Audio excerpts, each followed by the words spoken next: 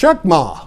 Hi, this is Robert Wilkins, aka Basketball Tall. Welcome to my channel. I'm glad that you're with me here today because I have someone of great importance. His name is Wilson Seawright. He's a former legislator and judge with the Chickasaw Nation in the state of Oklahoma. Now, you don't want to miss this because you're going to be enlightened, you're going to be educated, and also you're going to be given the key to success. So stay tuned. Don't go anywhere. This is a great program today.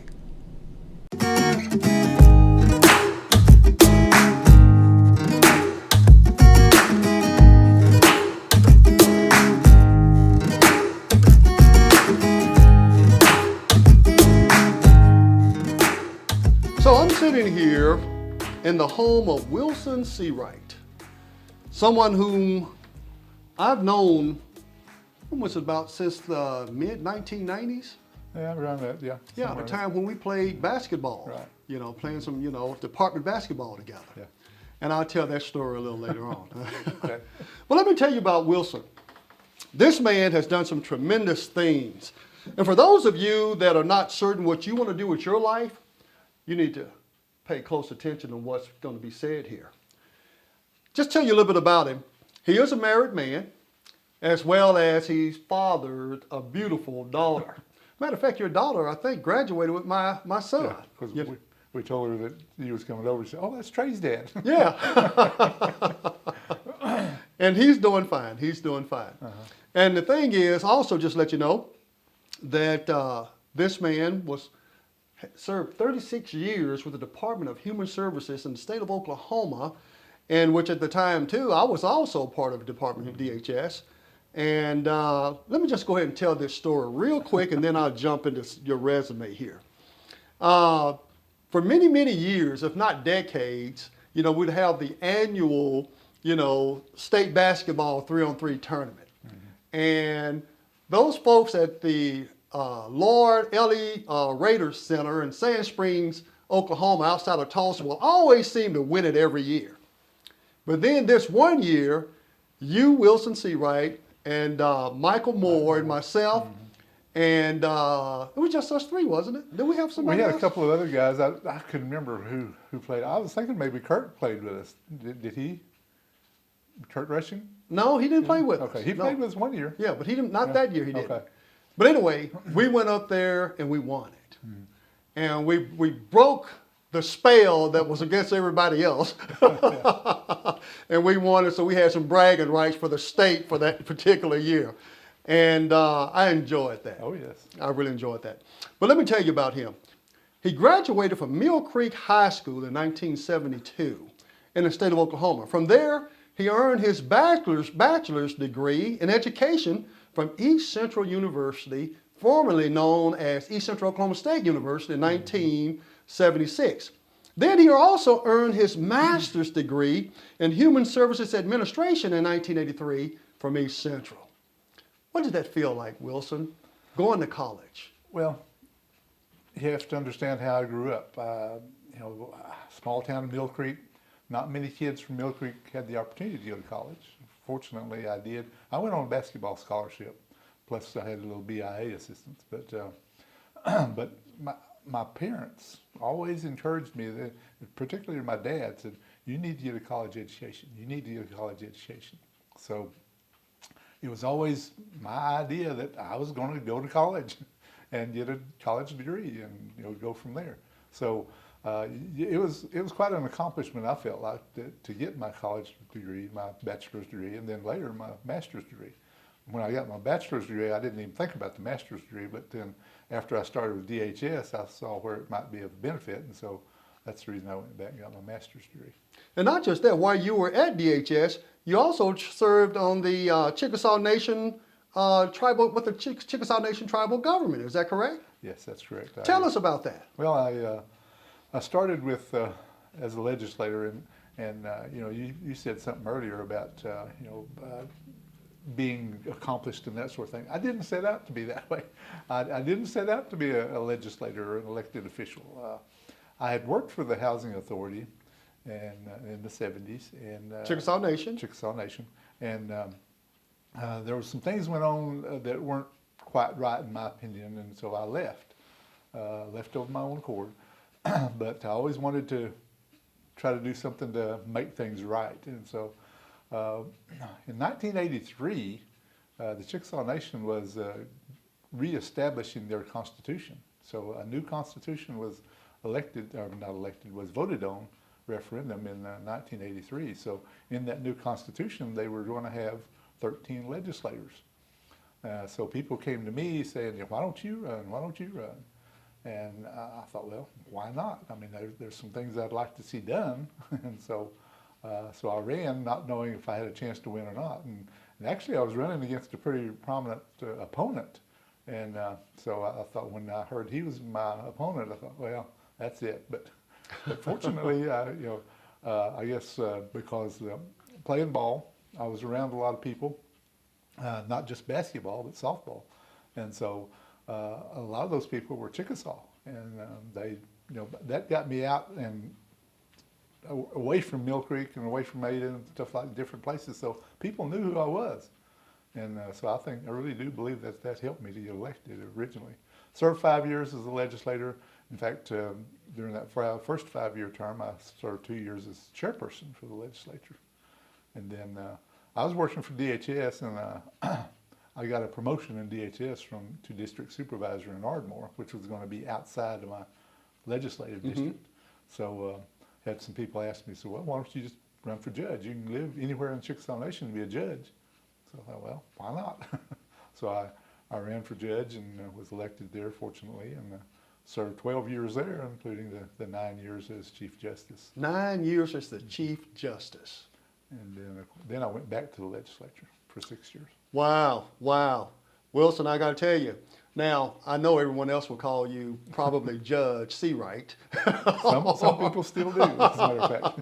Well, I knew you before you became all of that, so I hope I did. Yeah. But anyway, I've always just known you. And so for those of you that may get offended of me calling him Wilson, please let it be known out there. I knew him early on, okay? But the thing is, being Native American, and I've shared this story with some people before that, coming from the state of Louisiana and coming to Oklahoma, well, prior to coming to Oklahoma, I had never seen a Native American. Oh, yeah? Yes. And the thing about it is, I was looking, I think Native Americans make up 1-point-something% of the population of the United States. And, and I remember, reading about the Trail of Tears. I think they were coming from Florida, Mississippi, and everything else that was designated, that Oklahoma was designated as Indian Territory. Yes. Would you care to expound on that for those listeners that may have heard that but don't know much about it? The Trail of Tears probably originated mostly with the Cherokees. The Cherokees came from the Carolinas, Georgia, Tennessee, that area. And the Cherokees were the largest of the 5 civilized tribes. And now the Trail of Tears happened for all 5 civilized tribes: Chickasaw, Choctaw, Cherokee, Creek, and Seminole. But the Cherokees were the first ones to be moved, and they were forcibly moved. And so they, a lot of them were just taken from their homes and forced to get on the trail and start walking. And being from Carolinas, Georgia, and Tennessee, they had a longer walk, and most of them had to walk from there to Indian Territory.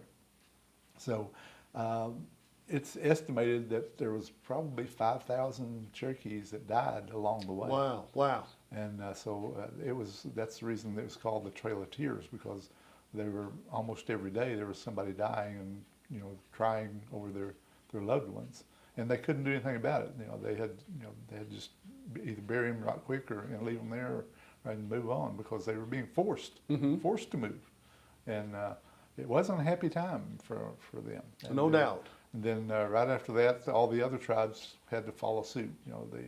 The Seminoles from Florida held out longest, so they were the last tribe to be moved. But the Creeks and the Choctaws, they began their movements, and they lost a great number. I don't know the numbers that they lost, but they lost some high numbers also, because they were being forced. I mean, they had to leave their homes just almost immediately, didn't have time to pack up much belongings, and many of them were being moved in the winter months. You know, Wow, so it was, wow. You know, a lot of them died from just being frozen. Now the Chickasaws were a little bit different. We had it a little bit better. By that time, we were called the Five Civilized Tribes, and we like to think Chickasaws were one of the most civilized of the bunch because we interacted a lot with traders along up and down the Mississippi River and Tennessee River, Tombigbee River, and those places. So because we interacted more with the non-Indians, we were more civilized. So, and we had businessmen. Mm-hmm. So instead of being forced to move, you know, we saw that we were going to have to move. Mm-hmm. You know, there was no doubt. So instead of being forced to move, we negotiated with the federal government, saying, yeah, hey, we're going to have to move. What we want to do is sell our land here in Mississippi, Alabama, and Tennessee, and then we'll use that money to move ourselves. You know, we don't want to be forced like these other tribes. Mm-hmm. So and part of that, and that began in 1832. 1832, we negotiated that treaty. And then another provision was, we'll move. We agree to move, but we won't move until we find what we think is suitable land in Indian Territory. So from 1832 to 1837, we sent parties west to try to find what we thought was suitable land. Didn't really find what we liked as suitable land, but by this time the Choctaws had already moved. You know, they were in southern Mississippi and part of Alabama, so they'd already moved. Mm-hmm. And they were in the southeast part of Oklahoma or Indian Territory. And they were over the entire southern half of Oklahoma. And so they had all this land to the west. And so we made an agreement with them that we would buy, you know, the sort of the south central part of Indian Territory, and that would be our new home. The provision was that they said, well, if you do that, you have to be part of the Choctaw Nation. We didn't like that, but we agreed to it because we knew we had to move, because it was getting down to the point where the federal government says, you know, you guys said you were going to move and you hadn't moved. Well, we think you ought to get going. So And the Choctaws are your neighbors today. Yeah, they are. So anyway, we moved from Mississippi to Indian Territory.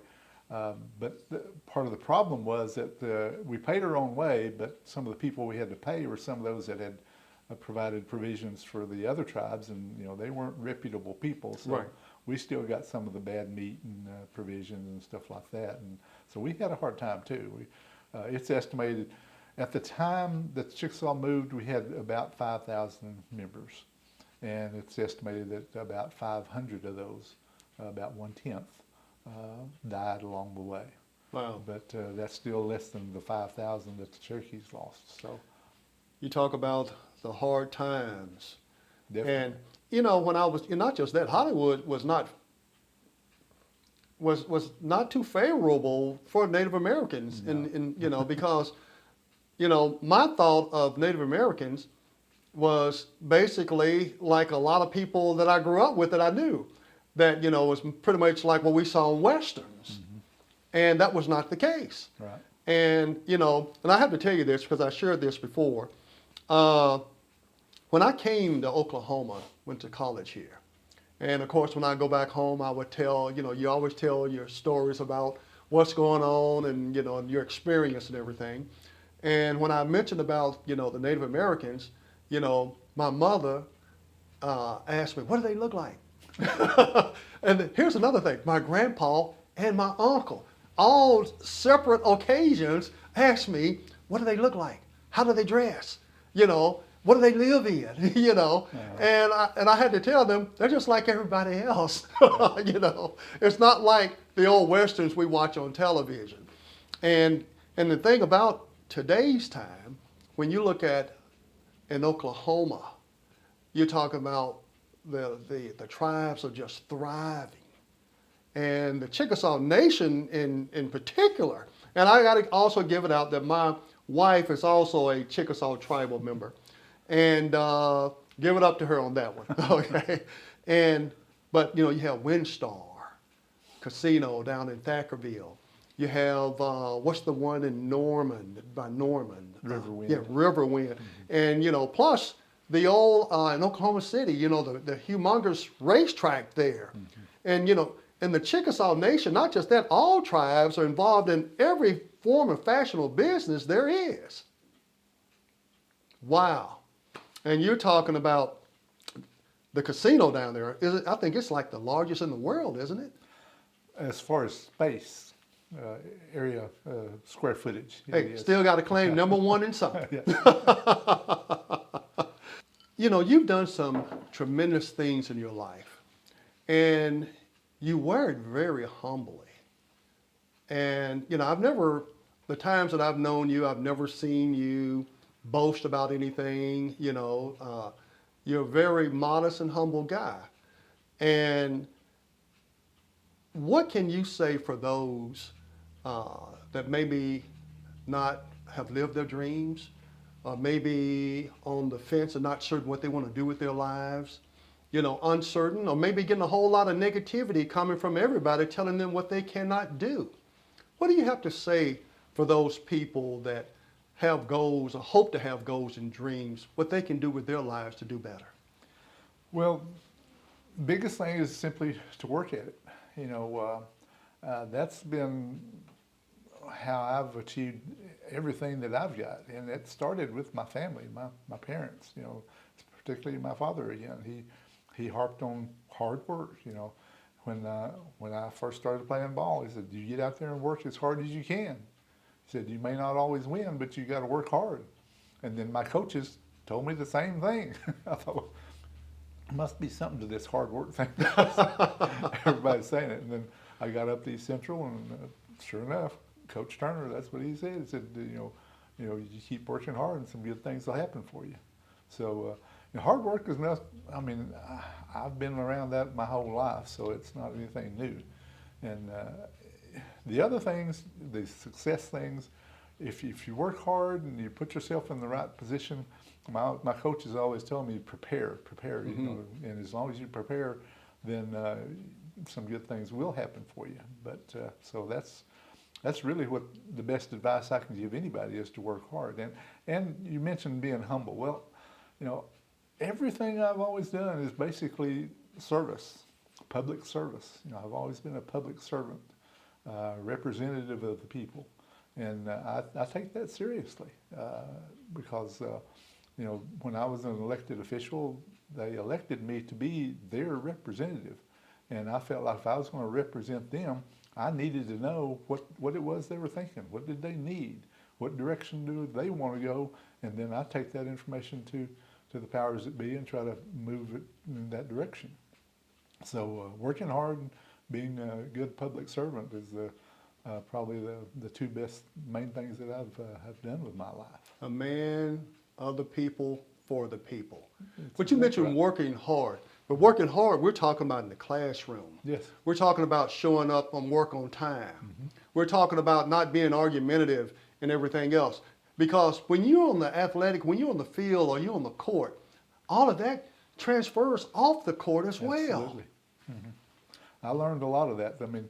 A lot of the things that I learned playing ball was things that I applied to real life, because you do have to work hard playing ball, and you have to work hard in real life. You got to get along with people. You got to have teammates. You got to work together. If you don't work together on your team, you're not going to be successful. Same is true in real life. You got to work together. And you mentioned the good thing about being argumentative. Arguing doesn't get you anywhere. No. You got to prove it with your actions. And so that's what I've always endeavored to do, both in the athletic field as well as the business world. Yes. My actions speak louder than words. Wow. Wow. What gold nuggets you've been providing for us here today. And I think that everyone, especially the young, and and you parents that are listening to this, it applies to you as well, because as long as you're still living, hopefully you still have some goals or something you'd like to do in your life. But for you youngsters out there, what he just shared with you, if you take this information and you apply it to your daily life, you can't help but succeed. Right. Wow. Well, Wilson? You kind of hit on it earlier when you talked about what we want to leave for other people, and we talked about the Trail of Tears. Well, 5 civilized tribes, Native Americans as a whole, they have a lot that they can probably complain about, but it really doesn't do us a whole lot of good to complain about it and dwell on the bad things that have happened to us. Instead, we should go forward and do the things that we can to improve that situation. The Chickasaws, I feel like, have done a great job in many respects. We've taken the gaming industry and used that opportunity to create dollars for our other programs in the Chickasaw Nation for the Chickasaw people, and which also benefits a lot of other non-Indians. Yes. So, and then, I retired from DHS, and I'm not an elected official anymore, but currently I do work for the Chickasaw Nation at the Cultural Center in Sulphur.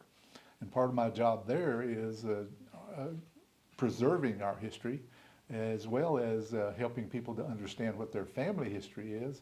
And to me, most important is to tell the story of the Chickasaw people, because so many people don't know, they don't know about the Trail of Tears. Yes. They don't know the things that the Chickasaws have done, can do, and they don't know those Chickasaws who have been a success. There have been many Chickasaws who have been successful. Okay, if you would, tell us about the governor today. Okay. Because, do you still, you don't operate as chiefs anymore, not with the Chickasaw Nation. So if you would, please explain that to everyone. Well, see, all 5 tribes, when they came to Indian Territory, they all had chiefs, including the Chickasaws. We came here, we're part of the Choctaw Nation, then we separated from the Choctaw Nation in 1855, then we created our own constitution in 1856. When we created that new constitution in 1856, we decided we would call our chief executive officer a governor as opposed to a chief.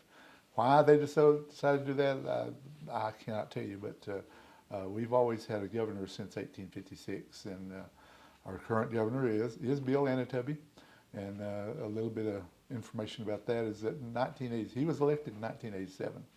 And I ran against him in 1987. Hold on now, hold on. You mean to tell me you ran for governor of the Chickasaw Nation? I ran for governor of Chickasaw Nation in Wow. 97. And as we all know, he beat me. He got more votes than I did. I was just a young man then, and I really didn't understand campaigning as well as I did later on. But I don't know that would have made it a lot of difference or not. But anyway, he was elected governor in 87 and still is the governor today. Wow. I know that he was under Governor James as Yes, the lieutenant governor, wasn't Yes. he?